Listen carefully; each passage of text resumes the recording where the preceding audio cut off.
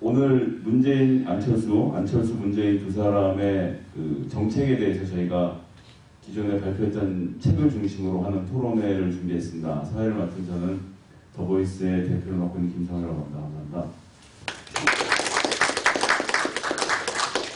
이렇게 준비하니까 누가 왜 저기 다른 후보 한 사람 빼놓고 두 명만 이렇게 해서 하느냐는 항의가 들어와서 그 박근혜 후보 역할을 제가 맡기로 했습니다. 그래서 강압적으로 시간을 지키도록 하는 가운데 무조건 사회자의 말에 그 재고 없이 복종해 주시기를 부탁을 드리겠습니다.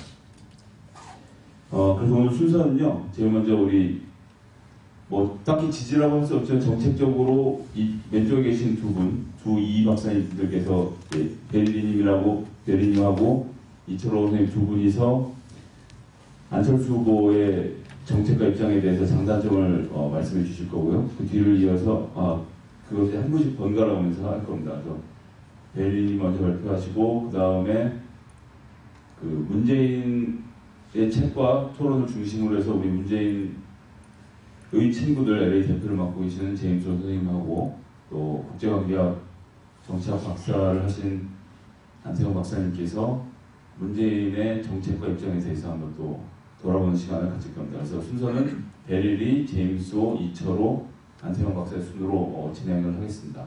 그렇게 하고 나서는 가운데를 반으로 갈려서 두 팀으로 나눠서요. 서로 그 가차없는 공격을 가한 시간 한 40분 정도, 30분, 40분 정도 해서 서로 정책을 좀 검증하는 시간을 가지도록 하고요. 그거 이후에 또 30분 정도 플로어에서 나온 질문들을 듣고 그것에 대해서 함께 토론하는 시간 해서 총 1시간 40분을 목표로 하겠습니다. 그래서 6시에는 무슨 일이 있더라도 끝내고 행사를 마치도록 그렇게 하겠습니다.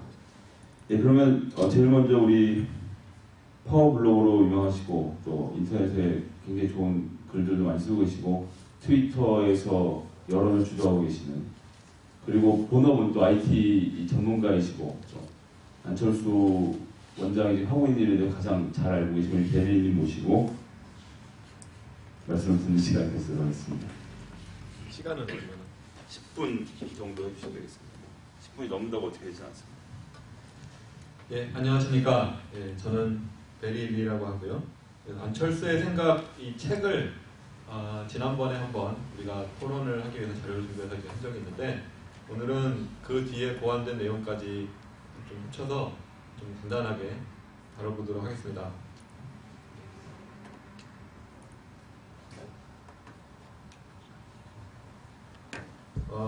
먼저 안철수의 생각에 나와 있는 안철수가 바라보는 대한민국의 과거와 미래입니다. 그래서 과거 50년간은 먹고 사는 문제에 몰두하다가 다시 또 민주화를 한 25년간 해왔다는 것.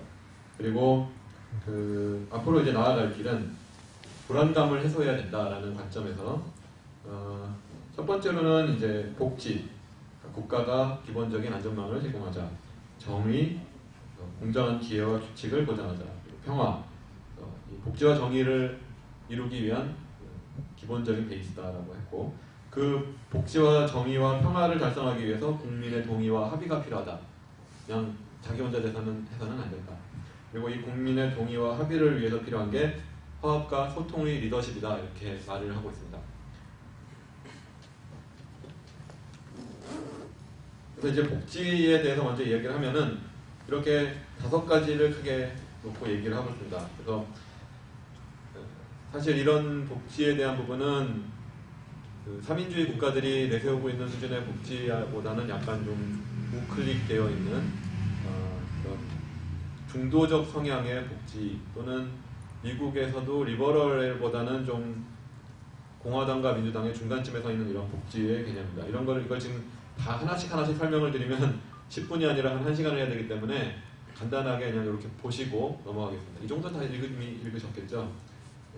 네. 중요한 점은 제도전을 굉장히 중시한다는 겁니다. 제도전이 복지는 사실 엄밀히 말하면 아닌데, 복지는 제도전을 위한 것. 아마 이 벤처를 하면서 망하는 분들을 많이 봤기 때문에 이거가 아마 IT 벤처인으로서 뼈에 사무친 분이 아니었나 그렇게 생각을 합니다. 그리고 이제 그 정의라는 부분인데요. 정의는 사실 저스티스라는 이 개념은 미국 공화당에서도 정의를 말하고 민주당에서도 정의를 말합니다. 내 정의가 세상의 정의가 다 아니라는 거죠. 안 넘어갔네요. 이걸 좀 넘겨주시죠. 저기 가셔서. 그런데 그럼 안철수의 정의는 뭐냐? 세상 모든 사람의 정의는 다 다르니까. 그래서 출발선에서 공정한 공평한 기회가 부여되고, 그리고 그러니까 금수저 물고 태어났다고 해서 출발선이 달라지면 안 된다라는 거고요. 공정한 규칙, 달리는 동안에 규칙이 누구에게나 공정하게 적용이 돼야 된다라는 건데, 이 부분이 사실 좀 애매합니다. 왜냐면은 공화당 또는 신자유주의자, 심지어는 이 티파티를 하는 사람들도 누구에게나 공정하게 규칙을 적용해야 된다고 얘기를 합니다. 그러면서 아니 왜 부자에게는 불공정하게 세금을 더 떼어가냐 이렇게 얘기를 하죠. 그러니까 그거는 굉장히 어려운 문제라서, 그럼 진짜 안철수가 생각하는 건 뭐냐라는 부분이 이제 책의 중간에 이런 부분들이 많이 나옵니다. 법은 국민을 보호하고 약한 사람을 돕는 거다. 그래서 약한 사람을 돕는 거라는 면이 이제 가장 핵심이죠. 그러니까 이 모든 여기 나와 있는 이 페이지에 나와 있는 거 다 중요한 게 아니고 사실 이게 바로 핵심입니다. 약한 사람을 돕겠다. 그다음에 패자에게 재도전의 기회를 부여한다라는 게 또 나옵니다. 그러니까 굉장히 이게 참 마음에 사무친 말입니다. 그래서 복지와 정의 모두 재도전. 그다음에 그의 정의는 약자를 보호하고 부자라고 해서 남보다 빨리 가지 않게 해주는 그런 거라고 생각이 됩니다.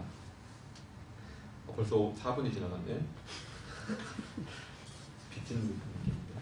자, 평화는 아시다시피 남북 관계, 그다음에 한반도 주변 국가의 관계에 대한 이야기입니다. 그래서 이 평화가 필요한 이유는 복지 사회, 정의 사회 이게 필요하기 때문인데, 안철수가 말하는 이 평화의 통일의 과정은 이 과정 자체가 중요하다. 그리고 과정 자체가 통일을 해나가는 과정이고, 그리고 그럼으로써 평화가 이루어지고 이 과정을 통해서 통일에 대한 문제가 해결된다. 그러니까 통일이 목적이거나 평화가 목적이 아니라 통일을 해나가다 보면 평화가 이루어지고 그럼으로써 복지와 정의를 이룰 수 있다라는 어떤 수단의 개념이라고 보시면 됩니다. 다음 페이지. 그래서 이제 그러면 그걸 이루기 위한 소통과 합의는 뭐냐? 그래서 보수와 진보가 싸우지 말고 서로 상호 보완적이니까 상대를 믿어라. 그러니까 저 자식은 자기 주머니 채우려고 저러고 있지 이런 생각을 갖거나, 저놈들은 내 주머니 거 빼가려고 이러고 있지라고 이제 서로 보수와 진보가 서로 욕하고 있는데, 그러지 말고 상대가 신념이 다를 뿐이지 바라보는 것이 다를 뿐이지 믿는 것은 같다라는 그런 믿음을 기본적으로 갖자. 독일과 스웨덴은 하지 않았느냐라고 이 사람은 안철수는 주장을 하고 있습니다. 그리고 대립 세력 간의 전쟁에서 고려할 점은 바로 이 세 가지다. 무엇을 위해 싸우는가, 어떤 주제를 가지고 싸우는가, 또 그렇게 싸워서 도대체 뭘 가지고 발전을 시키겠느냐. 그러니까 목적은 서로가 사회를 발전시키고 국가를 발전시키기 위한 게 공통적이라는 믿음을 갖자라고 했지 않습니까? 그러니까 그럼 싸울 때 싸우더라도 이런 걸 가지고 싸워야 된다. 그래서 국민을 위해서, 무엇을 위해? 국민을 위해. 어떤 주제를 가지고, 그러니까 가치관과 철학을 가지고 각자의 가치관과 철학, 보수적인 가치관, 진보적인 가치관. 말하자면은 보수, 이 공화당, 우리 미국에 많이 계시니까 공화당의 관점이나 리버럴의 민주당의 관점, 이런 것들 다 이미 철학적으로 많이 나와 있지 않습니까? 정치 철학적으로. 그런 걸 가지고 싸우자. 그래서 합의를 끌어내야 된다. 그래서 우리가 국가와 사회를 발전시키자. 이게 바로 안철수가 여태까지 부족했다고 믿고 있는 그런 부분일 것 같습니다. 여기까지가 안철수의 생각에 나와 있는 거를 단순하게 5분 안에 정리를 한 내용이고요. 그러면은 이제부터는 안철수가 출마를 한 이후, 안철수 후보가 출마를 한 이후에 얘기를 하겠습니다. 안철수 후보의 접근 방식은 패러다임을 세우고 과제를 내세워서 그 다음에 그걸 가지고 정책을 수립하고 그렇게 해서 공약을 만들겠다라는 거라고 이 정책기획 담당하시는 분이 얼마 전에 인터넷 라디오에 나와서 얘기를 하셨어요. 그래서 패러다임을 제시한 게 안철수의 생각이라는 책이고, 이번에 비전 선언문을 내놓은 게 과제다. 그 다음에 정책을 이 과제를 토대로 분야 정책을 내놓고 그렇게 그걸 토대로 법제화할 수 있는 공약을 내놓겠다라고 했으니까 총론은 있는데 강론이 없다. 이런 비판에 대해서 이제 그렇게 얘기를 한다고 얘기를 합니다. 그럼 다음으로 넘어가면은 그럼 안철수의 비전은 뭐냐? 이 7대 선언문이라는 거를 안철수 후보가 얼마 전에 발표를 했는데요. 1번부터 쭉 얘기를 하면은 다음 장으로 그냥 넘어가시면요. 먼저 정치 분야이다. 문제가 아니라 답을 주겠다. 문제를 해결하는 걸 중심으로 하지 문제를 내세우는 상대의 문제를 이렇게 제기하는 쪽으로 하지 않겠다라는 거고 그 국민의 의사를 반영하는 대화의 마당을 마련하겠다. 그래서 그거는 이제 뭐 포럼이니 이런 식으로 해서 지금 굉장히 활동적으로 준비를 하고 있는 모양인데 그게 얼마나 잘 될지는 좀 지켜봐야 될 문제인 것 같고요. 그리고 이 사람은 정권교체 얘기하지 않았다라고 생각을 하시는 분들이 많은데 비전선언문에서 정권교체라는 단어를 분명하게 사용을 했습니다. 그러니까 그 부분은 안심을 하셔도 될 것 같아요. 그러니까 혹자는 사실은 안철수가 이명박 후보 대통령의 돈을 받아서 나온 핫바지다라는 악담을 하고 다니시는 분들이 계신 것 같은데 그건 아닌 것 같습니다. 다음으로 넘어가시고요. 그다음에 경제로 넘어가면은 이제 보면은 그러니까 수출이 아니라 내수 시장에 중점을 두겠다. 서비스 산업의 생산성을 강화하겠다. 이 서비스 산업 생산성 강화라는 부분에 대해서 반론이 좀 있는 모양입니다. 왜냐하면 서비스 산업의 생산성을 강화하려면 사람을 잘라야 되거든요. 그리고 그 대신 자른 사람을 가지고 나머지를 가지고 교육을 강화하겠다든가 이런 식으로 하기 때문에 좀 너무 기업가적 관점이 아니냐라는 반론을 받고 있기는 하지만 그쪽에서는 그게 아니다. 좀 더 역량을 강화하는 그런 쪽으로 얘기를 하는 거다 이렇게 얘기하고 있습니다. 그 다음에 여기 또 제도전의 기회부여가 나옵니다. 그 다음에 이제 중소기업 뭐 이런 부분 또 여러 가지 얘기가 나오고요. 그 다음에 교육 부분으로 넘어가면요. 3페이지 학부모와 교사가 중심이 되는 대통령 직속 교육위원회를 만들어서 참여하는 걸 하겠다라고 했는데 사실 이거에 대한 반론도 있긴 있습니다. 이거 정권마다 나왔던 얘기다. 제가 이렇게 얘기를 한 이유는 나중에 공격받기 전에 미래다 실드를 치는 건데요. 네, 이렇게 반론도 있습니다. 그래서 그거에 대한 안철수 측의 이야기는 뭐냐면은 여태까지 다 내세웠지만 제대로 돌아간 적은 없는데 이번에 제대로 하겠다. 물론 이것도 다른 후보도 다 얘기했던 부분이긴 합니다. 좀 미진하다고 할 수 있죠. 이게 교육 분야에 대해서는 고민이 부족한 것 같습니다. 벌써 10분이 됐다고 알려주네요. 근데 그렇게 하겠습니다. 그 다음에 민생 부분에서 가장 지금 이게 한국의 심각한 문제입니다. 뭐냐면은 아무도 아이를 낳으려고 하지 않는, 결혼도 안 하려고 하고, 왜냐하면은 낳아봤자 짐이고 고생길이 열리기 때문에 그 부분을 어떻게든 해결을 해내겠다. 그래서 젊은이에게 꿈을 올려주겠다. 이 부분은 자세한 설명을 안 했어도 안철수 후보가 맨날 해오던 일이기 때문에 아마 가장 중점을 두고 할 부분이라고 생각이 듭니다. 그 다음에 다음으로 넘어가면은 사회적 약자에 대한 부분. 여기서 핵심은 노인 가난 제로 계획이라는 겁니다. 노인이 돈이 한 푼도 없어도 비참하게 살지 않게 해주겠다. 그런 부분이고요. 그리고 여러 가지 성별 장애 학벌에 의한 차별을 다 없애겠다. 뭐 이런 굉장히 좀 진보적인 부분을 많이 다루고 있습니다. 그러니까 두 가지가 다 있죠. 노인에 대한 부분과 진보적인 부분. 그 다음에 미래로 넘어가면은 다음 세대에 짐을 주지 않겠다라는 걸 굉장히 중요시합니다. 지금 뭐냐면은 결국은 이건 4대강 사업 이런 것들을 굉장히 이야기하는 거겠죠. 그리고 클린 에너지 부분도 다뤘는데 클린 에너지가 현실성이 있느냐, 한국 지형 상황에서 클린 에너지는 무의미하다 이런 반론도 있다는 걸 인지하고 있다고 합니다. 그래서 그래도 결국 가야 될 길이기 때문에 가겠다 이렇게 하고요. 중요한 부분이 정직한 기업, 사회적으로 책임 있는 기업이 성공하도록 하겠다. 이 부분에 대해서는 뒤에 한 번 더 나옵니다. 그리고 이제 안보와 관련해서는 한반도 주변 국가들과 망가진 관계를 개선하겠다. 그다음에 남북 관계와 북핵 문제, 한반도 평화 체제 이 세 가지가 선순환되도록 하겠다. 이렇게 7대 선언을 얘기를 했고요. 또 그것과 관련 약간은 디테일한 정책에 관련된 부분들까지도 이렇게 비전 선언문 기타 1과 2에 얘기가 됐고, 이거는 자료 배포가 됐으니까요. 자료를 참조를 하십시오. 제가 이렇게 설명을 하기에 이제 하는 이유가 10대 정치 혁신 의제로 넘어가는데 여기서 안철수의 생각을 끝까지 다 읽어보신 분이 계십니까? 손 들어보시죠.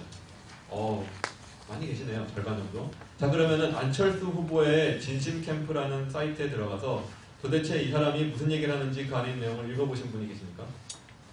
예, 한 분밖에 안 계세요. 그러면은 그 안에 이 정책, 우리가 좀 총론은 있고 강론은 없다 그러는데 여기에 보면은 정치와 경제에 대해서 이미 정책 사안 항목들을 다 내놨습니다. 이렇게 10대 정치혁신 의제라는 거 내놨는데요. 이거를 한 번이라도 끝까지 읽어보신 분 계세요? 아무도 안 계시죠? 제가 여기서 불편한 얘기를 하자면 박근혜 후보는 이러이러하니까 참 잘할 것 같아 라고 하는 부분에 대해서 어떤 분이 상대되는 분들은 그 사람이 박근혜 후보가 뭘 얘기하는지도 모르면서 저렇게 이미지만 보고 좋아하는 교육받지 못한 사람 이렇게 욕하는 분들도 계세요.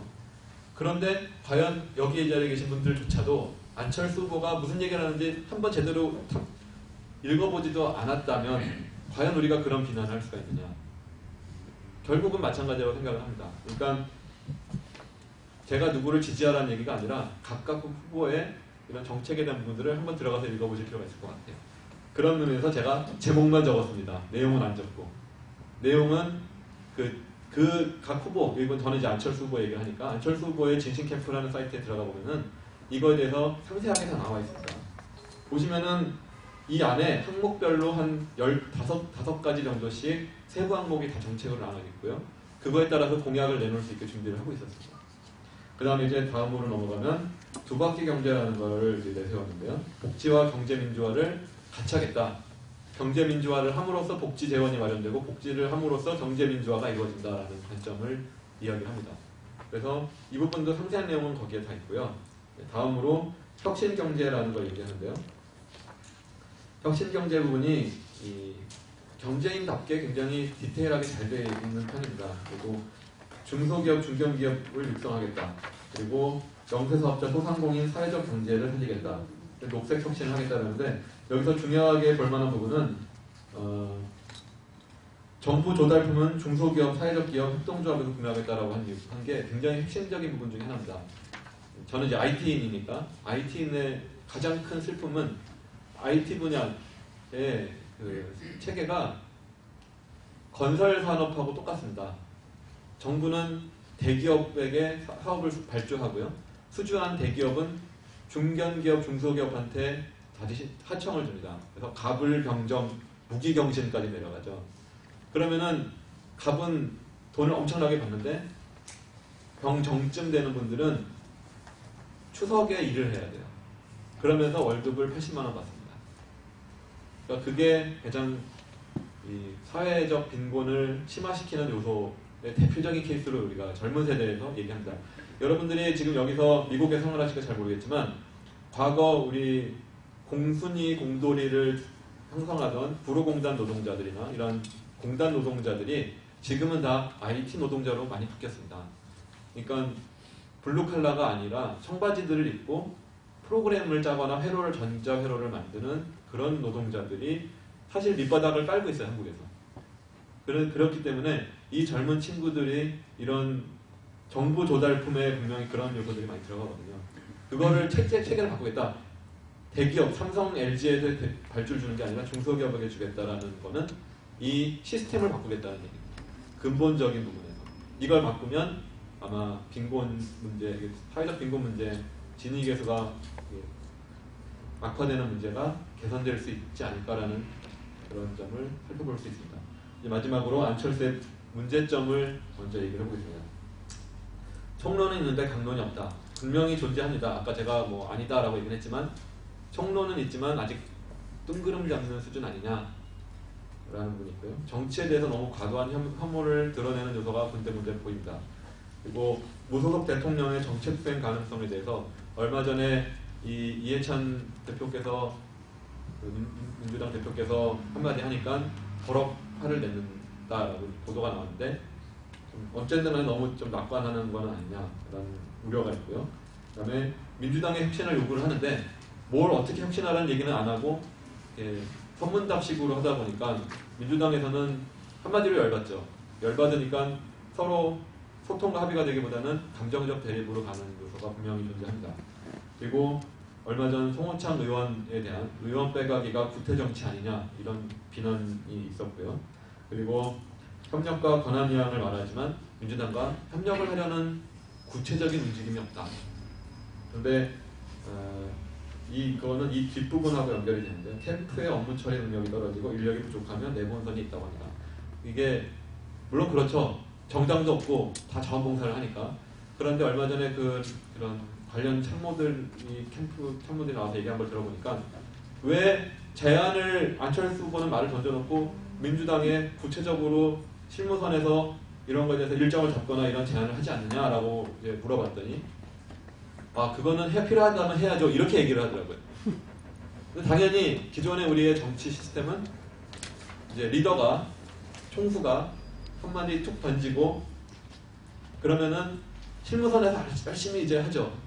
그래서 자리 마련하고 그럼 우리 내일 뭐 만나는 걸 어디서 누가 준비하고 이렇게 초대를 누가 하고 이런 식으로 하자라고 할 텐데 안철수 후보 측의 캠프에서는 아무도 그걸 하는 사람이 없는 모양입니다. 그러니까 안철수 후보는 선문단만 하고 민주당과 협력 안 하는 게 아니라 손발이 아직 안 움직이고 있는 게 아니냐라는 의혹을 개인적으로 갖고 있습니다만은 사실은 이런 얘기는 제가 갖고 있는 네트워크, 외부 네트워크 이 캠프 모습을 바라본 사람들도 그 내용을 비슷하게 확인을 해주더라고요. 그러니까 지금 약간은 우려가 되는 상황입니다. 그래서 이런 단점들이 있지만 어쨌든 간에 안철수 후보는 이러이러한 생각과 주장을 하고 있고 이런 장점을 가지고 있다라는 걸로 여기까지만 얘기하도록 하겠습니다. 이따가 공격을 많이 안 받도록 안 받기를 기대하겠습니다. 예, 감사합니다. 박수 치고 할까요? 예. 감사합니다. 잠깐 중간 광고하고 또 진행하겠습니다. 저희가 뭐 이런저런 행사를 많이 기획을 하고 있는데 그 중에 하나 행사에 대해서 저희 사람 사는 세상의 노태현 대표께서 나오셔서 잠깐 광고 드리겠습니다. 저도 마이크 잡습니다. 잘 안 들리니까 마이크 잡고. 예, 반갑습니다. 사람 사는 세상의 노태현입니다. 저희가 지금 8개 도시에서 지금 미주 8개 도시에서 연대를 해서 하나의 행사를 하고 있습니다. 미주 유권자 등록을 위해서 저희가 지금 영화 제작을, 그러니까 한국에서 영화를 만든 2개의 문, 용산 참사를 다룬 2개의 문하고 민족문제연구소 친일파 그쪽 관련되어 있는 작품이거든요. 그러니까 친일 인명사전을 만든 민족문제연구소에서 제작한 100년 전쟁이라는 거 2가지 영화를 이번에 10월 18일 날 엠파 극장에서 6시 반에 공연을 영화 상영이 있습니다. 많이 참석해 주시고요.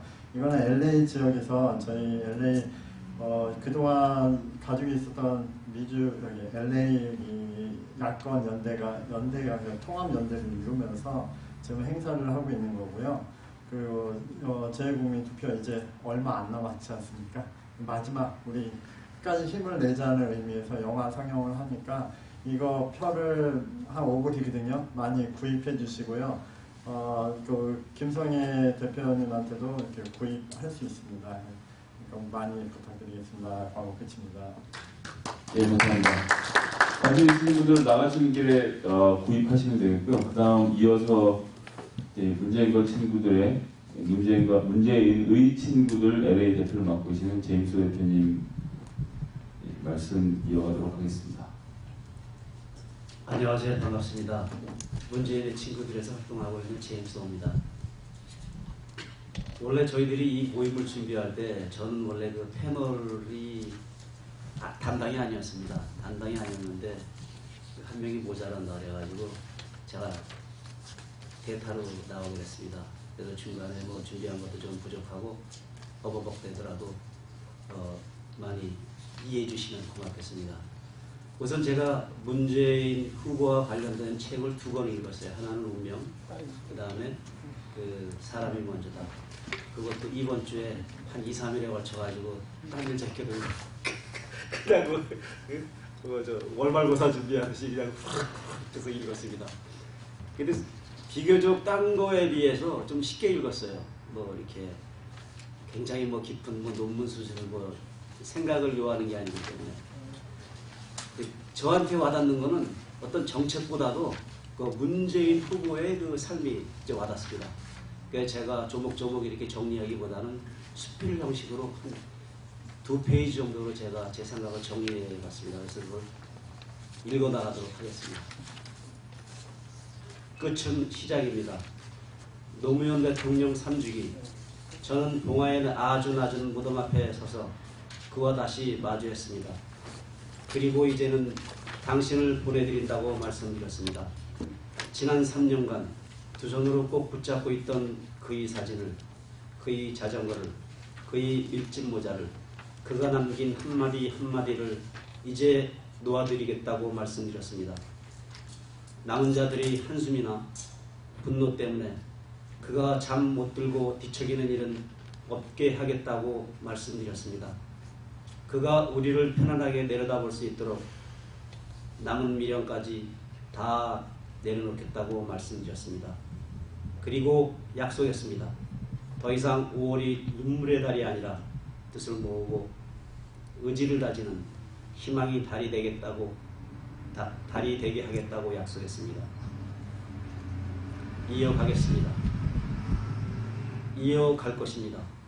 그가 안겨준 민주주의라는 신념, 통합이라는 지향, 원칙과 상식이라는 가치, 이 모두가 그가 우리에게 남긴 숙제이고 당부이기 때문입니다. 노무현을 내려놓으며 노무현 재단 이사장도 함께 내려놓습니다. 하지만 끝이 아닙니다. 끝은 새로운 시작입니다. 이제 저는 정치인 문재인으로 다시 시작합니다. 국민들의 사랑이 가장 큰 무기라고 믿는 정치인 같지 않은 정치인으로 다시 시작합니다. 그리고 감히 말씀드립니다. 정치인 문재인은 정치인 노무현을 넘어서겠다고 말씀드립니다. 그가 멈춘 그곳에서 그가 가담한 그 길을 머뭇거리지도 주춤거리지도 않고 갈 것입니다. 포기하지 말라던 그 강물이 되어 그가 꿈꾸던 바다에 닿을 것입니다.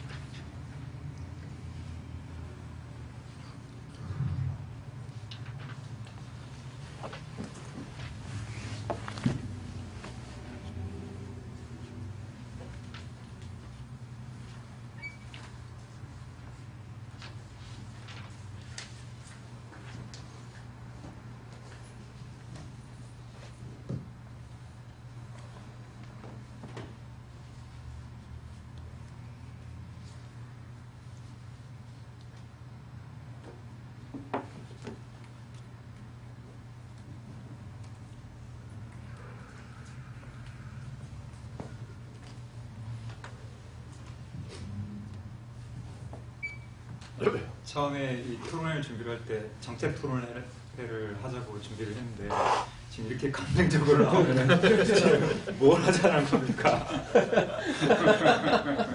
죄송합니다. 감기 걸렸는데. 사람 사는 세상 그 어떤 것보다 사람이 먼저인 나라, 사람이 중심이고 사람이 주인인 나라, 그가 꿈꾸던 나라를 만들겠습니다. 이제 시작입니다. 문재인의 힘, 사람이 먼저다의 첫 글이었습니다. 죽음은 인간의 가장 깊은 곳에 감추어진 본능을 건드립니다. 친구 혹은 선배나 동지로 살아서나 죽어서나 거의 30년을 함께 지내온 노무현 대통령을 보내고 거듭나는 문재인의 가슴에서 우러나오는 결단을 저는 느낄 수 있었습니다. 나는 문재인 의원은 99%를 대변하는 서민 친화적인 후보라고 생각합니다. 물론 선거 때가 되면 누구나가 99%를 대변하고 지지한다고 주장합니다. 문재인, 그의 삶은 99%의 대중들과 시대의 아픔을 스스로 체험하고 이겨냈을 뿐만 아니라 공동체의 아픔을 치유하기 위해 더불어 살려는 삶을 살았다고 감히 저는 믿습니다. 99%의 서민들을 위한 신뢰의 삶을 살아온 문재인 후보는 무슨 정책을 말하기 이전에 우리에게 조용히 그가 여태까지 살아왔던 삶을 통해서 저에게 다가옵니다. 운명을 읽으면서 개인적으로 많은 동질성을 발견하면서 한편으로는 또한 편안함을 느낍니다. 후보의 부친께서 우리 모두의 상처인 한국 동남우의 이북에서 거제로 자리를 잡은 것처럼 우리 아버지도 강원도 철원에서 한국 전쟁 후에 서울의 무허가 판잣집에서 자리를 잡았습니다. 문재인 후보가 초등학교 때 기성예비를 내지 못해 수업 시간에 쫓겨나 돌아다니거나 만화가게 앞에서 선생을 만난다거나 강냉이 빵을 타먹던 이야기나 돈이 없어 가해 수업을 받지 못했던 그 기억들에서 나를 포함한 우리의 이웃들이 살던 모습을 발견합니다. 난 이런 분이 서민 혹은 99%를 대변하는 게 편하게 와 닿습니다. 출중한 저는 남들은 다들 데모하러 갔는데 혼자 남아서 공부했다는 전설적인 안철수 후보와는 다른 모습입니다. 생각도 있고 한편으로는 짱돌도 던지고 또 다른 한편은 열심히 학업에도 충실해서 사법고시를 합격했으며 더욱이 운명으로 노무현 당시 변호사를 만나서 자기가 원하면 얼마든지 할 수 있는 개인의 영달을 추구하기보다는 도움이 절실히 필요한 노동자나 공익을 위한 공익문제연구소 활동, 부산 민주시민협의회 등에서의 넓은 의미의 정치활동은 문재인 대통령 후보를 더욱 돋보이게 만듭니다. 정치는 갈등의 산물이라고 봅니다. 갈등을 조정하는 게 정치의 영역이라고 생각하는데 돈도 되지 않고 골치만 아픈 문제를 쫓아다닌 문재인 후보의 변호사 생활을 살펴보면 그의 사람됨을 알 수 있고 갈등 조정 능력을 짐작할 수 있습니다. 미국 대통령 가운데 민주주의를 정의했던 링컨도 변호사 출신입니다. 독재자의 딸이거나 기업인 출신의 대통령은 미국 대통령 가운데 없습니다. 조지 부시 같은 대통령도 기름 장사를 조금 했지만 이력은 늘 주지사를 앞세우곤 합니다. 여기에 국정의 경험까지 더한다면 금상첨화라고 생각합니다. 문재인 후보는 짧게 5년, 길게는 10여 년을 걸쳐서 묵혀있던 미해결의 국책 사업들을 감당한 적이 있었습니다. 전시작전 통제권 환수, 용산기지 평택이전, 방패장, 사패산 터널 문제와 천성산 터널 문제 등입니다. 비록 정부가 정책에 확신을 갖고 있더라도 반대 의견이 있으면 귀 기울이고 설득하는 게 맞습니다. 반대 의견이 집단적일 경우에는 더할 나위가 없죠. 이런 난제들을 문재인 후보는 경험하면서 남들의 의견에 귀 기울이는 후보의 개인적인 장점과 또 현장에서 배운 교훈, 이런 것들은 대통령으로서의 자질을 담는데 부족함이 없다고 확신합니다. 그 밖에도 탄핵, 남북 문제, 시민사회 수석으로서의 역할, 퇴임 후 노무현 대통령께서 돌아가실 때까지 일련의 사건들, 이 무수한 많은 경험을 간직한 후보는 그저 평범한 국회의원 가운데 한 명으로 남기에는 너무 아까운, 우리가 모두 공유해야 될 그 자산이 아닌가 저는 그렇게 생각합니다. 마침 10월 11일 문재인 후보가 경제 민주화에 대한 구체적인 공약을 발표하였습니다. 내용도 내용이지만 대통령 후보와 제안하는 시민들이 같은 눈높이에서 비록 무거운 얘기들이지만 편안하게 앉아서 나누는 그런 모습이 참 좋았습니다. 문재인 대통령 후보는 공정경제에 대해 시장경제의 장점을 살리면서 국민경제의 구성은 모두가 함께 성장하는 경제 구조라고 정의했습니다. 참여정부는 경제 민주화와 재벌 개혁에 대한 인식이 부족했고 역량이 부족했음을 그 자리에서 솔직하게 인정했습니다. 그러나 문재인 후보는 확실하게 2번 실패하지는 않겠다. 재벌 개혁을 성공시킨 대통령이 돼 시장에 넘어간 권력을 국민에게 되돌려 드리겠다고 거듭 강조했습니다. 문재인 후보의 경제 민주화 정책은 극히 소수를 위한 박근혜 후보의 공약과 생각은 있는 것 같은데 내용은 아직 너무 불확실한 면이 많은 안철수 후보와는 확실히 다르고 구체적인 것이라고 봅니다. 청출어람이란 말이 있습니다. 제자가 선생님보다 혹은 후배가 선배보다 나을 때 쓰는 말이죠. 덕장 문재인은 업그레이드된 용장 노무현이라고 생각합니다. 이명박 정권을 반면교사를 삼고 노무현 정권을 타산지석으로 삼아서 정권교체, 정치교체, 시대교체를 그는 주장하는데 그의 삶을 보면 우리가 그가 어떠한 인물인지를 충분히 알 수가 있습니다. 제가 마지막으로 문재인 후보의 두 책을 읽으면서 느낀 거는 어떻게 보면 나하고 많은 입장이 같구나. 저는 사람이 하나가 될 때 힘이 나오는 경우가 입장이 같을 때가 가장 강력하다고 생각해요. 문재인은 뭐 자기가 원하면은 그때 당시에 사법고시는 그야말로 극소수의 그 숫자들만 뽑았습니다. 자기가 원하면은 1%의 삶을 얼마든지 누릴 수 있는 계기가 있는데 그러한 그 1%의 삶의 계기를 포기하고 99%의 삶을 본인이 겁니다. 그리고 현장에서 그들을 위해서 대변하고 조정하는 그러한 현장에 뛰어들었습니다. 이런 인물이야말로 그냥 말로만 내가 99%를 위한 정책을 내놓겠다. 앞으로 나는 그쪽으로 정치를 해가겠다 하는 후보와는 그런 확실히 차별화되는 그런 후보가 아닌가 하는 그런 인상을 받았습니다. 이상으로 제 발표를 마치겠습니다.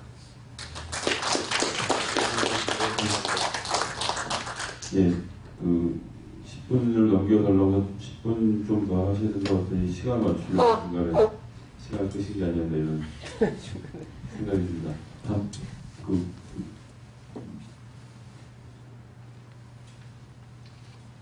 예, 안철수 현상, 안철수 지지자에 대해서 도시계획을 전공하시고 온갖 잡학에 능하신 이철호 박사님께서 말씀을 이어가시겠습니다.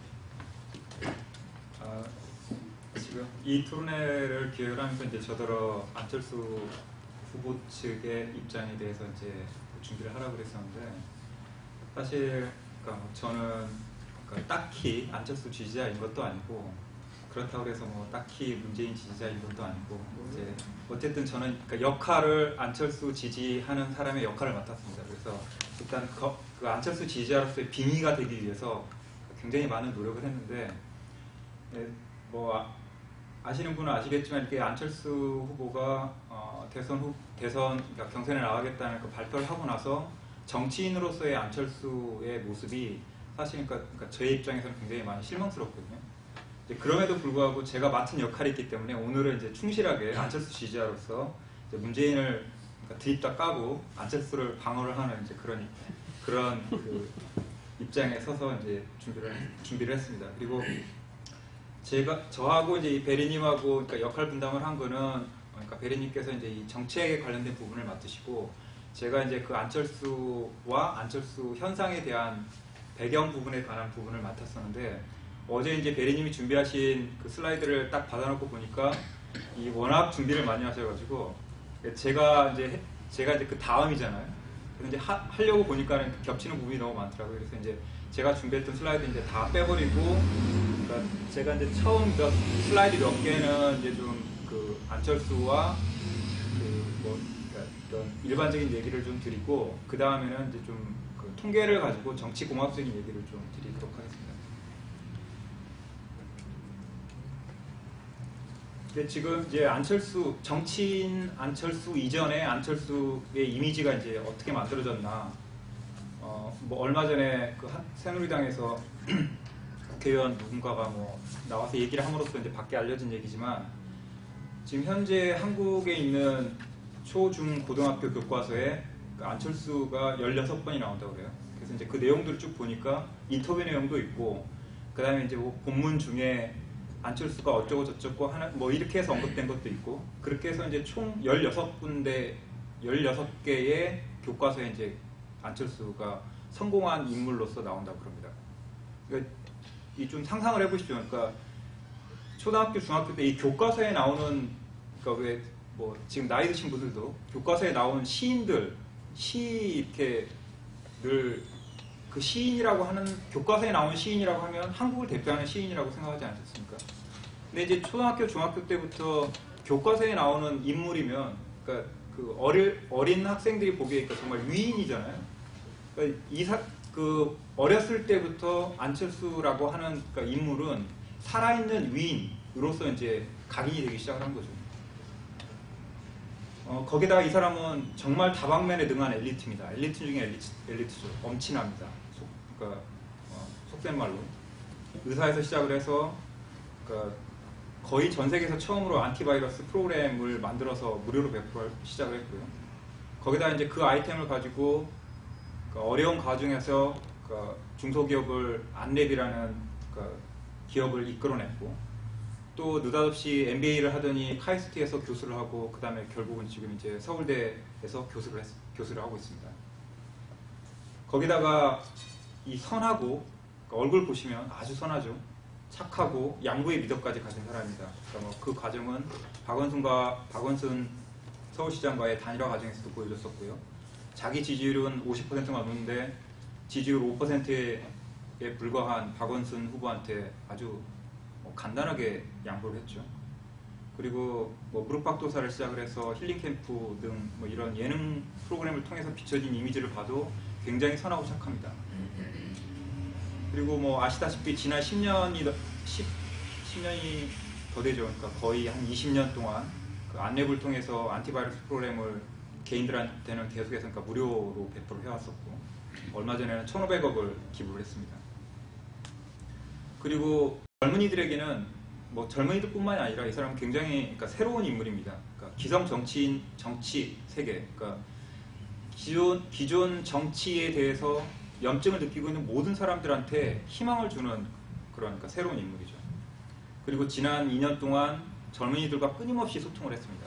그러니까 청춘 콘서트라든지 아니면 그러니까 많은 대학 강연을 통해서 이 젊은 사람들과 소통을 하면서 이 젊은 사람들이 가지고 있는 세상에 대한 징후를 어느 누구보다도 그러니까 잘 이해하고 어루만져 줄 수 있는 인물로 이제 이미지가 만들어져 있습니다.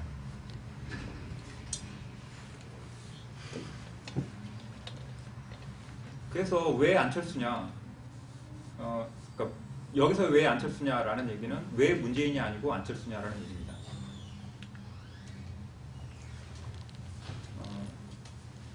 공정국가를 실현하는 데 있어서 적임자다. 그러니까 안철수는 틀림없이 시장주의자이면서도 그동안 끊임없이 정의와 공정과 공생을 강조해왔고 이제 그런 것들을 지난 자신의 삶을 통해서 그러니까 끊임없이 실천을 해왔던 인물이고요. 그 다음에 지금 이제 패러다임 시프트라는 말이 참 그러니까 너무 쉽게 많이 쓰이고 있는데 어찌됐든 간에 이제 이 디지털 시대 그러니까 로 이제 전환하는 시대에 있어서 그러니까 어느 누구보다도 이제 적임자이고 그 다음에 이제 증오 시대를 종언할 수 있는 적임자이며 확장성을 가진다. 이게 뭐 사실은 같은 이야기인데 공고한 이 보수층, 그러니까 새누리당, 한나라당 뭐 그 이전 구 여권을 그러니까 지지해왔던 약 35%의 지지층, 그 다음에 범야권 그룹, 뭐 적게는 한 25%, 크게 한 30%, 그리고 나서 이제 중간층, 이 뭐 35%, 40% 정도가 있는데 사실 그 공고한 구여권층, 그러니까 보수층 35% 중에서 10%, 그리고 이제 공고한 야권 지지층 중에서 10% 정도가 이제 소위 이제 증오 마케팅을 하는 사람들이라고 이제 그 강준만 교수는 얘기를 하는데 그 지모 마케팅을 하는 양쪽에 20%를 제외하고 나면 나머지 사람들은 그러니까 조금의 변화를 가지고 좀 더 나은 세상이 되는 것을 바란다고 이제 이 사람은 이제 이야기를 합니다. 그래서 이제 그 지모의 시대, 그러니까 문재인이 그러니까 야권 단일 후보가 되게 되면 결국은 또 지모 마케팅이 양쪽에서 이제 빗발할 수밖에 없다. 그래서 이제 그 지모 마케팅을 종언을 시킬 수 있는 야권의 후보는 안철수다라고 이제 그 강주만 교수 같은 경우는 이제 얘기를 하고 있더라고요. 근데 이제 확장성이라는 게 뭐냐면, 그래서 이제 그 야권의 공고한 층 한 25% 정도 플러스 이제 얼마만큼의 표를 중간층에서 가져올 수 있느냐가 이제 그 야권 후보의 확장성이라는 문제인데, 그 확장성 문제에 있어서 문재인 후보보다는 안철수 후보가 훨씬 낫다라고 하는 게 이제 그 안철수 지지층의 이야기입니다. 그게 왜 그런지를 이제 제가 표를 가지고 말씀드리겠습니다. 복잡하군요. 제 것도 옮겨야 되고.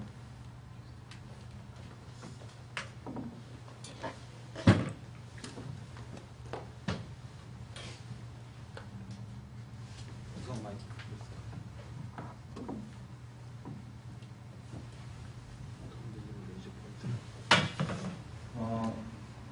여론조사를 보실 때, 그러니까 여론조사가 지금 한국에 여론조사 업체가 한 10개 정도 있어요. 10개 정도 있고, 신문사도 뭐 메이저 신문사들이 거의 한 10개 정도 되니까, 신문사들이 여론조사를 할 능력은 없습니다. 그러니까 이제 신문사들이 보통은 여론조사 기관들하고 손을 잡고 이제 여론조사를 하는데, 여론조사를 하는데 돈이 굉장히 많이 들어갑니다. 그래서 지금 제가 보기에는 조선, 중앙 정도는 거의 매일같이 이제 여론조사를 하고요. 나머지 신문사들 같은 경우에는 매일같이 여론조사를 할 돈은 없습니다. 그러니까 이제 보통 한 일주일 단위로 여론조사를 하기도 하는데, 이거는 이제 중앙일보하고 리얼미터라는 데가 매일같이 여론조사를 합니다. 그래서 이제 그거를 지난 8월 달부터 했던 자료를 제가 다 이제 구해가지고 분석을 좀 이제 계속 하고 있는데, 여론조사 결과를 보실 때 뭐 지금은 다 아시겠지만 이런 내용들을 보셔야 됩니다. 그러니까 이제 그 유선 RDD, 휴대전화 RDD, 뭐 신뢰 수준이 몇 %냐, 플러스 마이너스 표본 오차가 얼마냐, 이런 얘기를 좀 보셔야 되거든요. 그게 무슨 얘기냐면, 작년 초까지만 하더라도 여론조사를 어떻게 했냐면요, 그러니까 KT의 전화번호부가 있습니다. 뭐 미국에도 옐로우 페이지가 있잖아요. 그 여론조사를 그러면은 그 전화번호부에 들어있는 전화번호 중에서 임의로 선택을 합니다. 임의로 선택을 해가지고 거기다 전화를 하는 거죠. 그러면은 그래서 이제 그동안에 왜 인터넷에서 여론조사 잘못됐다 뭐 이런 얘기들 많이 했잖아요. 그러니까 그게 왜 그러냐면,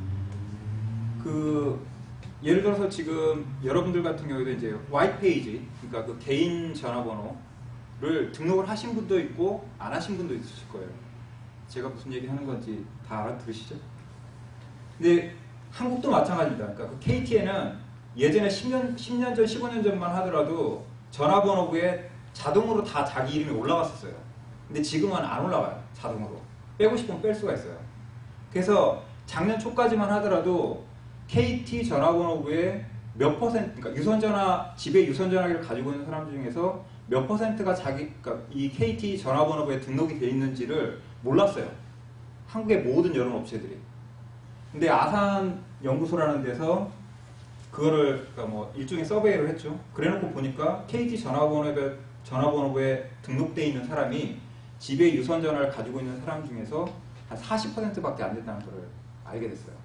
그래서 이제 이 KT 전화번호부만 가지고 여론조사를 해가지고는 이게 문제가 많구나 라는 걸 이제 알게 됐죠. 왜 문제가 많냐 하면 KT 전화번호부에 등록되어 있는 사람들은 보수일 가능성이 높습니다. 왜냐하면 미국에서도 마찬가지인데 와이트페이지에 이 개인의 프라이버시를 중요시하는 사람들은 자기 전화 이름과 전화번호를 안 올려요. 그게 이제 그 사회학에서 일반적으로 얘기를 하는 겁니다. 그러다 보니까 그러니까 전화번호부에 등록되어 있는 사람들이 그러니까 보수일 가능성이 높아지고, 그 다음에 집에서 낮 시간대에 앉아서 전화를 받을 수 있는 사람들이 그러니까 나이 든 층의 사람들이 그러니까 많아지기 때문에 여론조사 결과 자체가 그러니까 왜곡이 됩니다. 그래서 이제 그 다음에 한 일이 뭐냐면 그러면 KT 전화번호 가지고 하면 안 되겠구나. 여론조사 기관들이 알았죠. 그래서 그러니까 컴퓨터를 막 돌려가지고 전화번호를 임의로 생성을 합니다. 제가 여기 지금 시간을 너무 많이 쓰거든요. 그렇게 해서 이제 그거를 RDD라고 하는데 Random Digit Direct인지 뭐 아무튼 있습니다. 그래서 이제 임의로 선택을 해서 임의로 그러니까 숫자를 만들어내는 거죠. 전화번호를 만들어내서 전화를 합니다. 그걸 이제 RDD라고 합니다. 근데 이제 이것도 사실은 문제가 많습니다. 왜냐하면 아시다시피 이제 지금 유선 전화 없이 셀폰만 가지고 사는 사람들이 굉장히 많고요. 그 다음에 이제 070 전화라고 그래가지고 인터넷 전화들이 지금 굉장히 많아졌습니다. 그래서 그 작년 말쯤에 나온 연구 보고서에 따르면은 유선 전화도 가지고 있지 않고 070 전화, 인터넷 전화만 가지고 있는 가구가 벌써 한 25% 정도 됩니다. 그러니까 유선 전화만 가지고도 안 돼요. 그래서 이제 지금 그 여론조사를 할 때는 유선 전화 RDD 플러스 휴대전화 RDD를 합니다. 그래서 이제 조금 더 돈을 많이 쓰는 데들은 이제 070 전화를 집어넣기도 하고, 그 다음에 RDD 몇 퍼센트, 휴대전화 몇 퍼센트가 이 숫자를 보여주는 데서 굉장히 큰 영향을 미칩니다. 그래서 휴대전화가 비율이 높아지면 높아질수록 이 야권 후보들의 숫자가 좀 높아지고요. 그러니까 여권 후보의 숫자가 낮아집니다. 그거는 이제 예를 들자면 한겨레 신문이 같이 하는 데가 뭐 KOSI라는 그런 회사가 있는데, 그런 회사 같은 경우는 보통 50을 하거든요. 그렇게 되면은 야권 숫자들이 높아지고 여권 숫자가 낮아집니다. 근데 이제 뭐 어찌 됐든 간에 이렇게 여론조사를 하고 나서 지금 이거 같은 경우는 이제 3,000명을 했고요. 그러니까 보통은 이제 1,500명을 여론조사를 하는데, 1,500명 여론조사를 하면은 1,500명을 가지고 그 선거 인수 약 한 4천만 명에 해당하는 숫자를 뻥튀기를 하는 거거든요. 웨이팅을 한다고 그러는데, 그 뻥튀기를 하는 게 어떻게 뻥튀기를 하는 거냐면, 예를 들어서 이제 서울에 사는 20대 남자라고 하면, 서울에 사는 20대 남자를 예를 들어서 20명을 뽑습니다. 20명을 뽑는데, 그 뽑는 이유가 뭐냐면 인구 비례와 지역 간, 그 다음에 인구 구성관 이런 것들을 다 계산을 해가지고 20명을 뽑는 거예요. 20명 곱하기 뭐 예를 들자면 1000, 1500 이렇게 하는 거죠. 그러니까 그거를 고정을 잘 해주면 이게 이제 실제 그러니까 전체 모집단의 숫자가 굉장히 비슷해집니다. 그런데 이제 그 과정들을 제대로 못하면 이제 왜곡된 결과들이 나타나는 거죠. 그래서 이제 그 뭐 여러분들 그 낙곰수 뭐 이런 거 들으시면 여론조사 그러니까 믿을 거 못 되고 이 경향만 봐야 된다 이런 얘기 뭐 김총수도 많이 하는데, 그래서 이제 그런 얘기들이 나오는 겁니다. 이제 좀 빨리 가겠습니다. 그래서 이제 신뢰 수준이라고 하는 거는 통계학적으로 보면 뭐 말은 복잡한데, 그러니까 쉽게 생각하시면 이 여론조사 결과가 한 95% 정도는 맞출 수 있다라고 생각을 하시면 되고요. 플러스 마이너스 이 표본오차라고 하는 건 여기는 지금 1.8인데 3,000명을 하면 1.8 정도가 됩니다. 1.8이라는 건 뭐냐면 여기 이제 박근혜가 37%인데 실제로는 마이너스 1.8, 그러니까 뭐 한 35.2가 될 수도 있는 거고, 여기는 이제 플러스를 해줄 수도 있는 거죠. 그래서 플러스를 해주면은 뭐 또 한 31 정도 되겠죠. 그래서 기사 설명을 하면서 오차 범위 내라고 하는 건 뭐냐면, 숫자가 예를 들어서 37, 뭐 안철수가 예를 들어서 35라고 한다면 박근혜에서 마이너스 1.8을 해주고 안철수에서 플러스 1.8을 해주면 뭐 뒤집힐 수도 있잖아요. 이제 그런 경우를 오차 범위 내라고 얘기를 합니다. 그래서 이제 일단 그런 것들을 보시라는 말씀이고, 그 다음에 요 숫자를 아주 주의해서 보셔야 됩니다. 이 숫자가 뭐냐면 이명박에 대한 국정 지지율입니다. 그러니까 제가 이 중앙일보의 리얼미터의 데이터를 쓰고 있는 이유는 뭐냐면, 리얼미터에서 여론조사가 끝날 때마다 그냥 보도자료뿐만이 아니라 자세한 그러니까 서베이에 대한 그 기본 자료들을 제공을 하거든요. 그리고 항상 마지막에 포함되어 있는 항목이 뭐냐면 이명박 정부에 대한 지지도를 물어봐요. 그래서 이게 아주 중요한 숫자입니다. 이게 이명박이 아무리 개판을 치고 어쩌더라도 이 지지하는 숫자가 그러니까 27%, 8%에서 30%가 되는 거죠. 그러니까 이 박근혜 지지율 37%라고 하는 거는 여기 숫자 플러스 얼마라고 생각을 하시면 됩니다. 그래서 이제 뭐 흔히 이제 1대1 구도에서 이제 하는데, 그러니까 이 시점은 이제 문재인 후보가 그 야권 후보로 결정이 됐을 때이고요.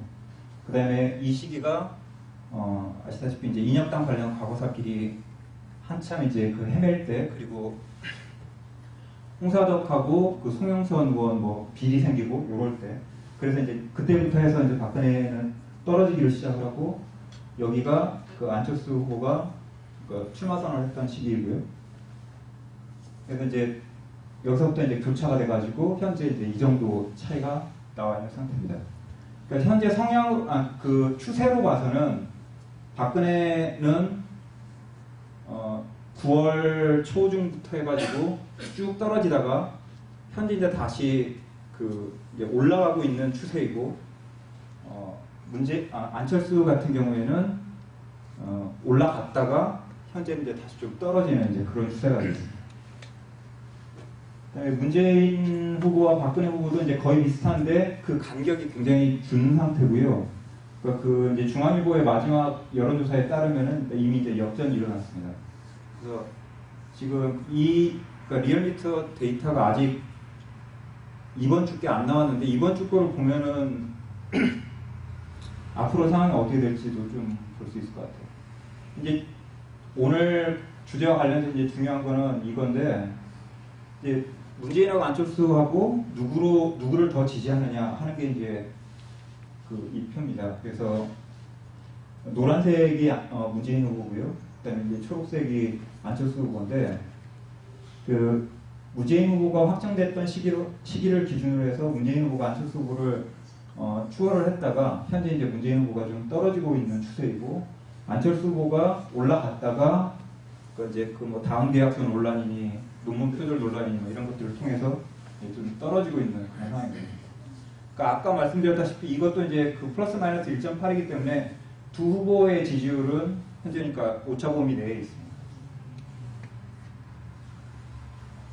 제가 이거를 이제 보여드리는 이유는 뭐냐면, 제가 이제 이후에 보여드릴 그 차트를 어떻게 계산했는지를 보여드리기 위해서 이걸 보여드리는 건데, 17대 대선 때 선거인 수가 약 뭐 3,760만, 70만 정도 됐었고, 그 다음에 이제 한 300만 정도가 늘어서 이제 지난 4월 총선 때 4천만 정도가 됐습니다. 그래서 이거 보시면 알겠지만, 일단 그 이번 4월 기준으로 해서 보면 20대가 인구 구성비 중에서 14% 정도가 됩니다. 그러니까 한 300만 표 정도가 되고요. 그 다음에 60대 이상이 570만 표입니다. 26.1% 정도가 되죠. 그러니까 이 20대, 30대의 숫자를 합치면은 60대보다는 좀 많기는 한데, 뭐 어찌됐든 간에 60대 이상의 인구 구성비가 굉장히 높습니다. 앞으로 갈수록 높아지겠죠. 그러니까 고령 인구가 되니까. 근데 이제 투표율을 보면, 이제 지난 4월에 투표율이 54.4%였습니다. 근데 이제 20대의 투표율이, 여기서 20대라고 하는 건 19세를 포함한 겁니다. 그러니까 42%죠. 42%인데 그 자료를 자세히 보면, 그 19세, 그 다음에 20대 초반의 그러니까 대학생들의 투표율은 굉장히 높습니다. 굉장히 높은데 20대 후반의 투표율은 굉장히 낮습니다. 그래서 이제 42% 정도가 나오고요. 그다음에 60대 이상은 보시다시피 68.6%, 거의 이제 70% 육박하는 투표율을 보입니다. 그래서 투표율을 보시면, 그러니까 이제 이 선거 인수를 보시면 이게 이제 한 100만 표 정도 차이가 나는데, 사실상 투표하는 그 투표 인수를 보면 270만 표가 차이 나죠. 20대하고 60대하고. 이 투표율이 가져오는 표 차이라고 하는 게 굉장히 큽니다. 그러니까 그런데 이제 이 숫자들은 사실은 그 실제 숫자들은 아니고요. 실제 숫자들은 이것만 실제 숫자입니다. 이거는 이제 실제 숫자고, 이런 숫자들은 그러니까 제가 만들어낸 숫자인데 뭐 그냥 만들어낸 숫자는 아니고요.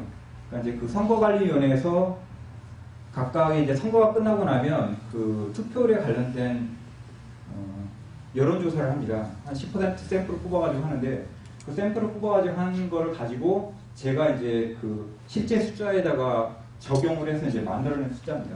그렇지만 어쨌든 간에 이제 대충 이 정도의 차이가 난다는 거는 보실 수가 있고요. 자, 이제 이 표는 뭐냐 하면, 지금 아까 이제 그 앞에 표에서 보여드렸다시피 안철수하고 문재인하고 누구를 더 지지하냐, 이제 그 여론조사를 하잖아요.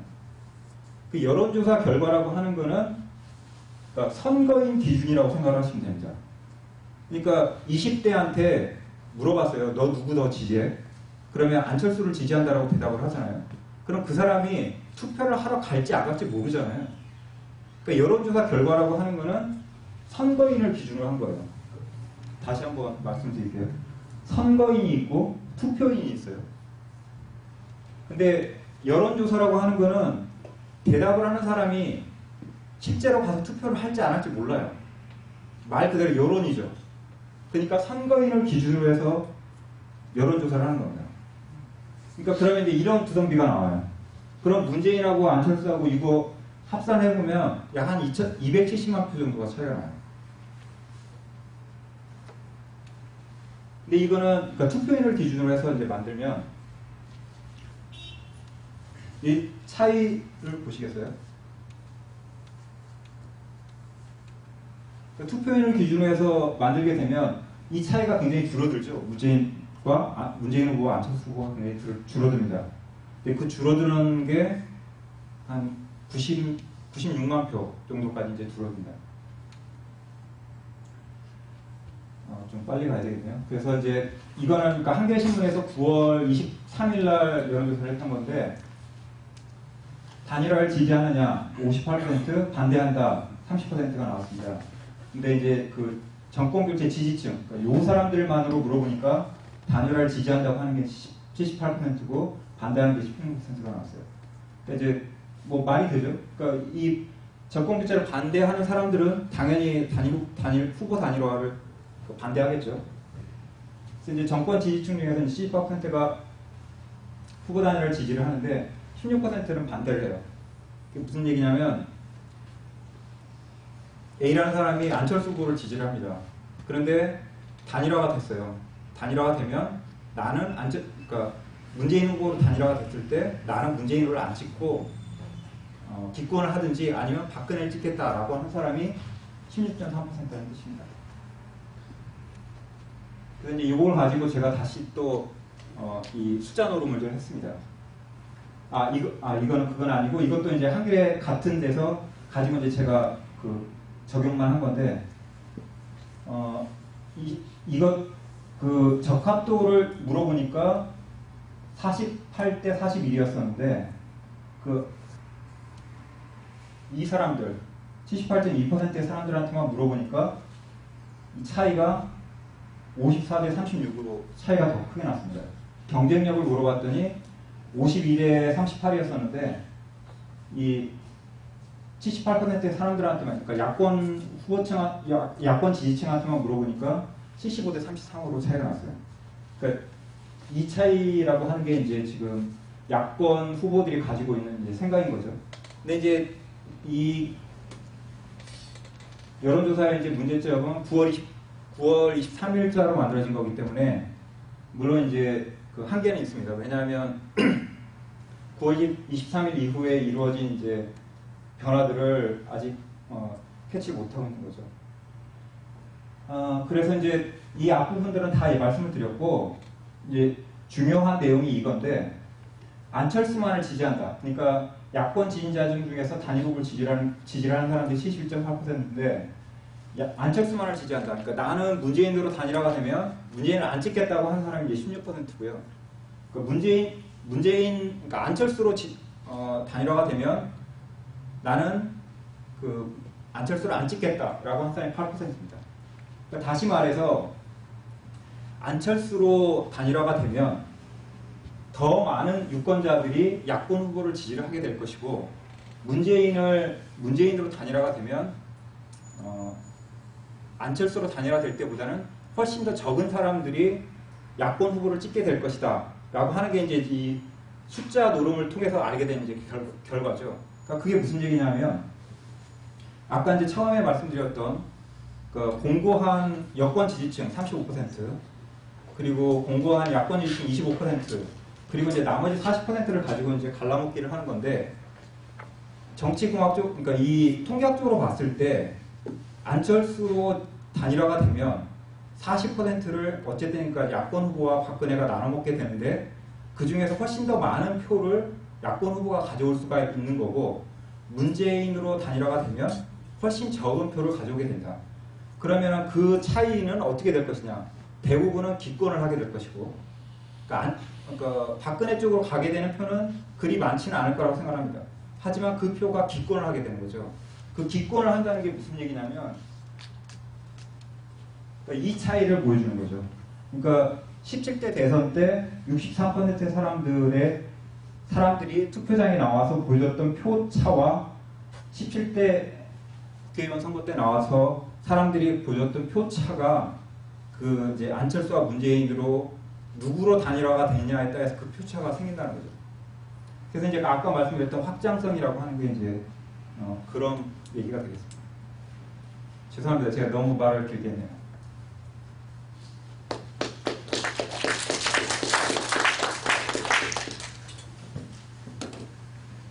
발제를 5분씩만 하자고 얘기를 할 거예요. 맨 끝에 해주신 우리 안태영 박사님께서는 처음부터 끝까지 줄줄이 읽으실 수 있는 원고를 준비해 오셨기 때문에 훨씬 더 예측 가능한 형태로 프레젠테이션 하지 않을까 이렇게 예상을 해보고요. 예. 손으로 하시려고요? 예.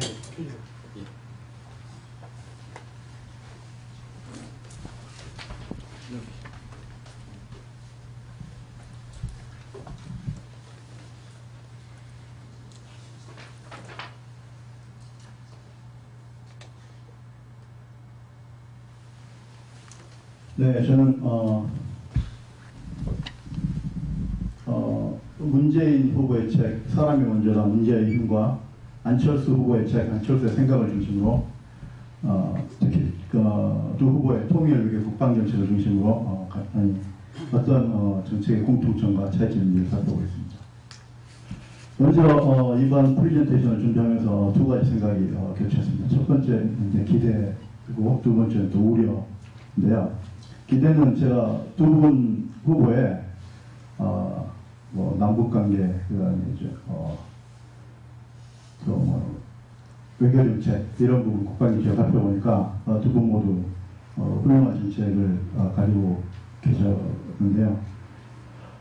그래서 이번 대선 한편으로는 기대가 되면서 또 한편으로 우려가 되는 것은 이렇게 훌륭한 또 정책을 가졌지만 또 선거 결과에 따라서는 또 이기지 못할 수도 있다 이런 생각이 들어서 두 가지를 붙여있고 네, 그럼 이제 본격적으로 발표를 시작하겠습니다. 먼저 문재인 후보를 중심으로 발표를 하겠습니다. 문재인 후보의 한미동맹과는 책에서 따옴표 부분은 직접 인용입니다. 책에서 직접 언급한 부분인데요. 앞으로도 더욱 건강하고 바람직한 관계로 발전시키겠다. 결국 한미동맹을 지속 강화시키겠다는 입장이며 대중관계는 중국, 일본, 러시아 등 주변국들과의 협력관계도 강화해 나가겠다. 그래서 균형 있는 외교 전략을 추구하겠다라는 입장입니다. 보다 구체적으로는 한미동맹이 실시하게 유지되면 중국과의 관계 개선이 한미관계에 악영향을 줄 이유는 없고 역으로 한미동맹이 중국과의 관계 개선에 걸림돌이 되는 것도 아니다. 그러므로 한미동맹은 더 굳건하게 지속적으로 발전시켜 나가면서 또 중국과 협력적인 관계를 발전시켜 나가는 균형적 외교가 필요하며 가능하다고 생각하고 있는 거죠.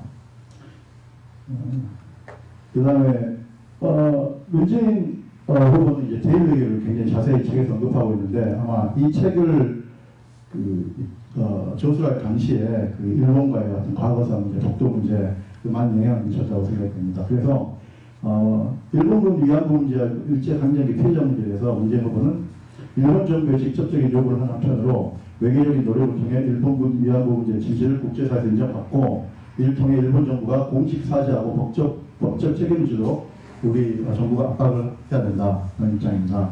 그리고 얼마 전에 그 중단이 됐던 한일 군사정보보호협정에 대해서는 이 협정이 일본이 노리고 있는 군사대국화 군비 확장을 도와주고 중국 등을 자극해서 동북아시아의 군사적 긴장을 높일 가능성이 있기 때문에 우리는 이 군사력이 반드시 필요한 것인지 한번 검토해볼 필요가 있다라고 이제 부정적인 비판적인 입장을 가졌습니다.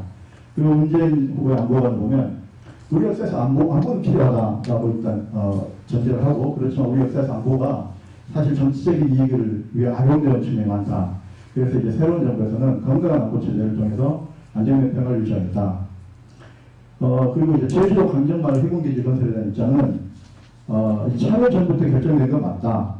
그러나 책임 있는 정부라면 결정된 이후에도 주민들이 반대하고 반대할 만한 그 이유가 있다면 이 이유에 귀를 기울이고 주민들의 공감을 다시 모으고 필요하면 설득하는 작업 혹은 재검토하는 작업이 필요하다라고 얘기하고 있습니다.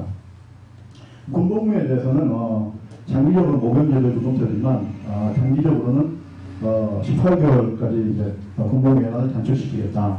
그리고 사병대의 복장상이 필요하다라고 주장하고 있고요. 그 다음에 전작권 환수 문제에 대해서는 환수 후에도 이제 미국과 기구에 협력할 것이고, 전작권 전환이 오히려 후회적인 한미 관계를 강화하고 우리의 국방 능력을 흑기 증대시킬 것이다 라고 얘기하고 있습니다. 그리고 문재인 후보의 남북관계를 살펴보면 남북관계가 최악으로 이명박 정부 하에서 최악으로 치닫게 된 일련 사건에 대한 1차적인 책임은 북한이 있다.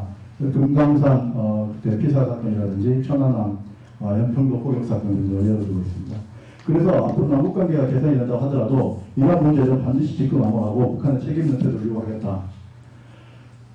그리고 남북관계에 있어서 전면적인 경제협력을 통해 개선하고, 남북관계 개선을 경제협력을 통해서 개선하고, 이를 경제성장의 새로운 원동력으로 삼겠다. 그리고 북핵에 대한 입장은 북한은 핵과 미사일 개발을 중단해야 된다. 그러나 압박 정책으로 이 문제를 풀 수 없기 때문에 평화적이고 외교적인 노력을 해야 된다. 특히 이제 육자회담과 같은 다자적 외교 노력이 필요하다. 그리고 이명박 정부의 비핵개발 3천은 이란인에서 대북 정책 실패로 규정하고 있습니다. 왜냐하면 압박으로는 이 문제를 풀 수 없는데 이명박 정부는 북한에 대해서 압박 정책을 피했기 때문에 실패로 비결될 수밖에 없었다라는 입장이고요.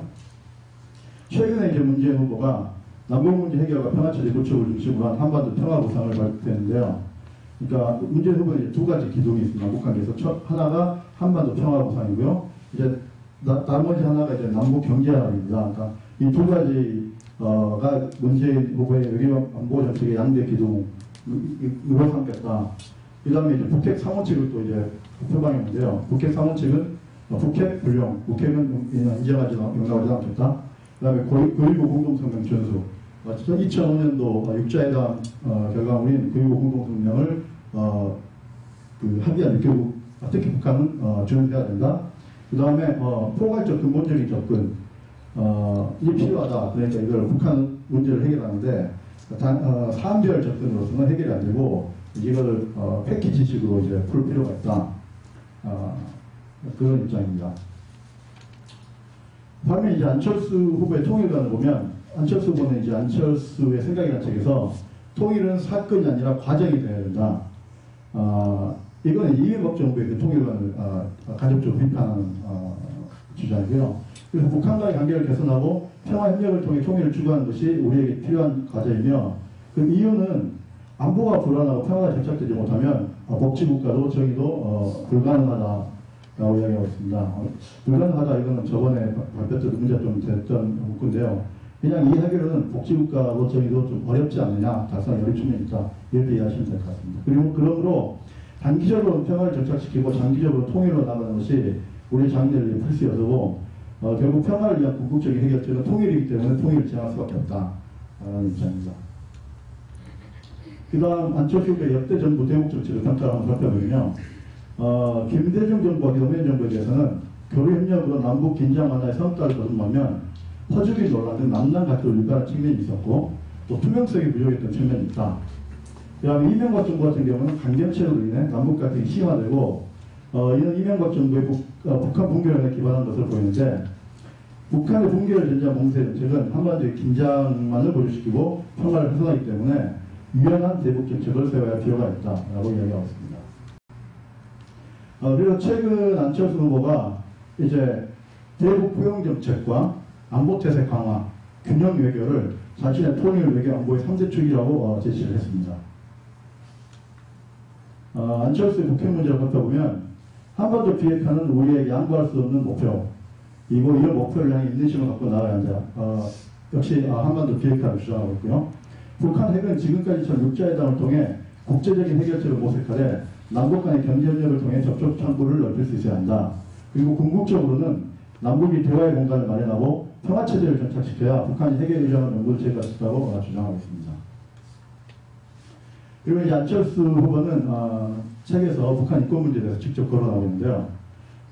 대북 인도적 지원은 인도적 차원에서 필요하다. 이걸 정치적인 어떤 상황과 결부시켜서는 안 된다라고 주장하고요.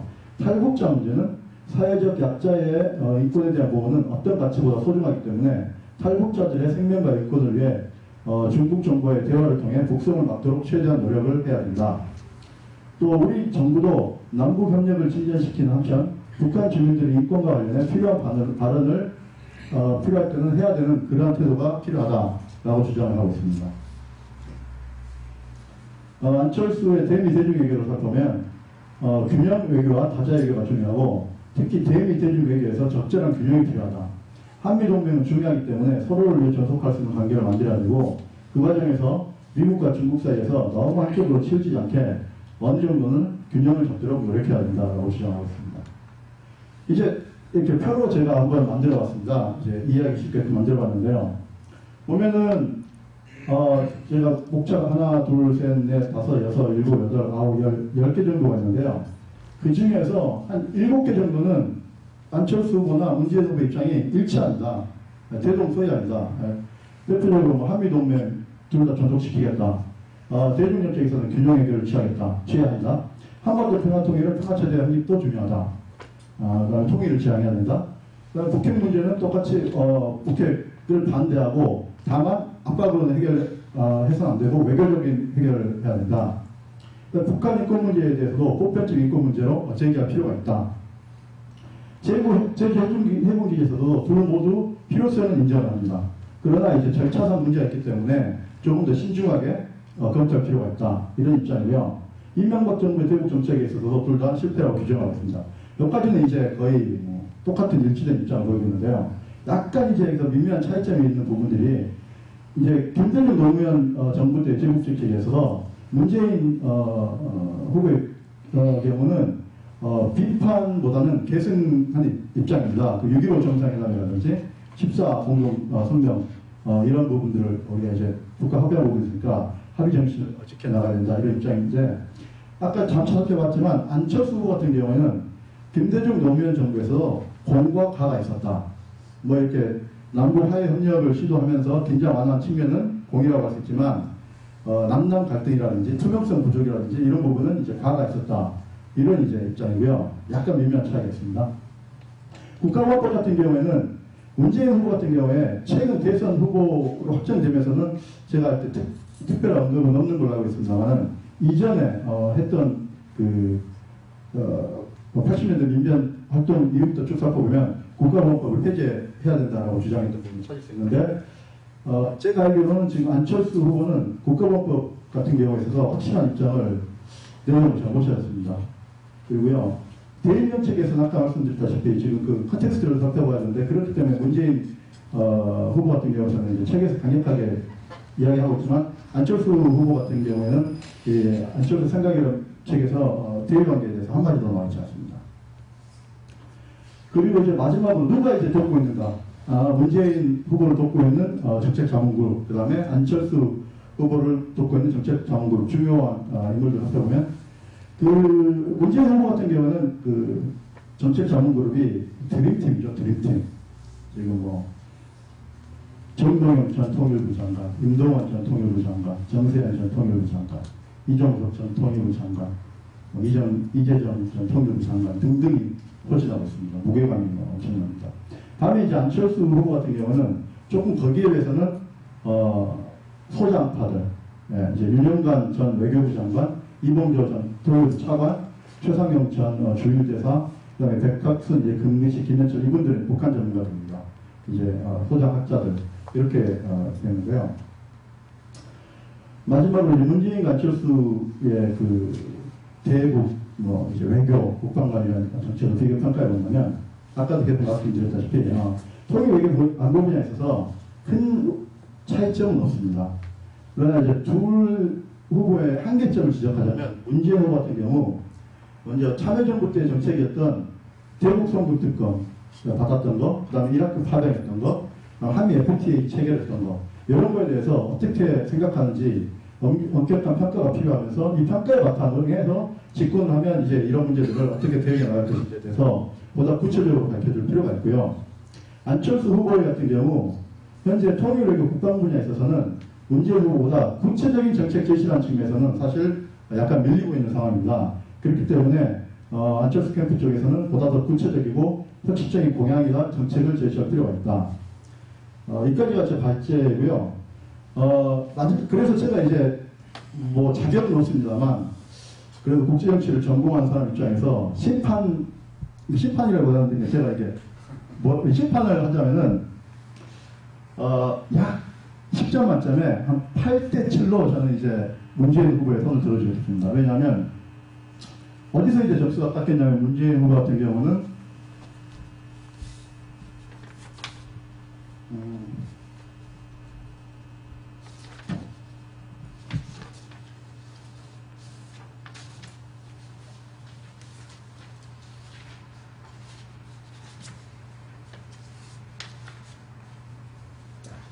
문재인 후보 같은 경우에는 제가 이제 강점을 했던 부분이 이제 참여정부 때의 정책 실수, 그건 책임져야 된다. 어떤 식이든지.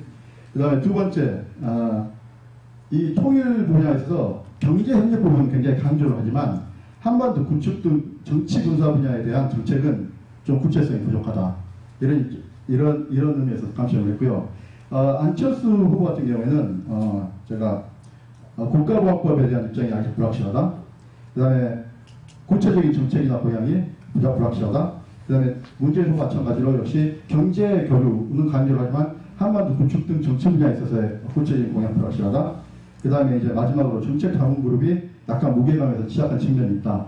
이래서 이제 근소한 차이로 저는 이제 문재인 후보의 손을 들어주고 싶습니다. 뭐 이건 그냥 자격도 없는 사람의 평가였습니다. 이상입니다.